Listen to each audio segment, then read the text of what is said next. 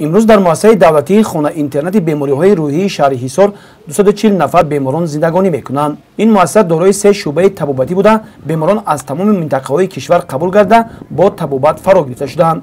واقعا باید تصدیق نمود که در پرتو دستور سپارش‌های راهبر دولت و حکومت جمهوری تاجیکستان سالهای آخر سخاوتمندان تاجران و دیگر امکانات داشتگان در مسائل وابسته به دستگیری مادی و معنوی، غمخواری یتیمان و برجماندگان، معیوبان و پیرانسالان، محتاجان ظاهر نمودند به قشرهای احتیاجمند اهالی خیلی فعال شده است.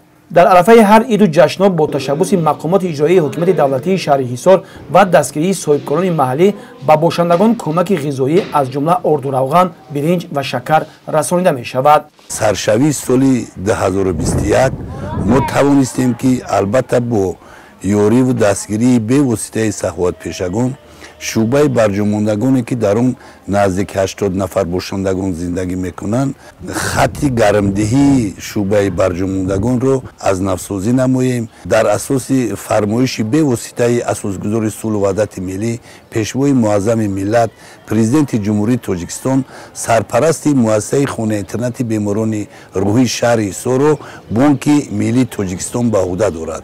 سرپرست مؤسسه توانست که آمده با باشندگان مؤسسه دسترخوان ادانه آراسته و تحفه های خود را تقدیم نمودند.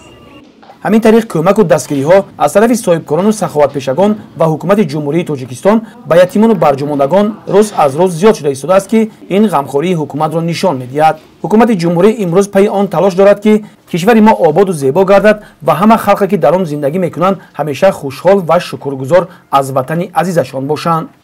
مؤسسه امروز دارای زمین‌های خوجگی و رسانی مؤسسه می باشد که این زمین‌های خوجگی و رسانی مؤسسه در برابر آن که امروز بودجه حکومت جمهوری تاجیکستان یعنی که مبلغ‌ها رو جدا کرده است برای خریداری نمودن محصولات خوراکه، برای تامین نمودن باشندگان، ما می توانیم که زمین‌های خوجگی و رسانی نزد مؤسسه را استفاده بریم و در برابر علاوه نمودن خوراک‌های پهریزی و خوراک‌های بالذت خود رو برای باشندگان پیشکش نماییم.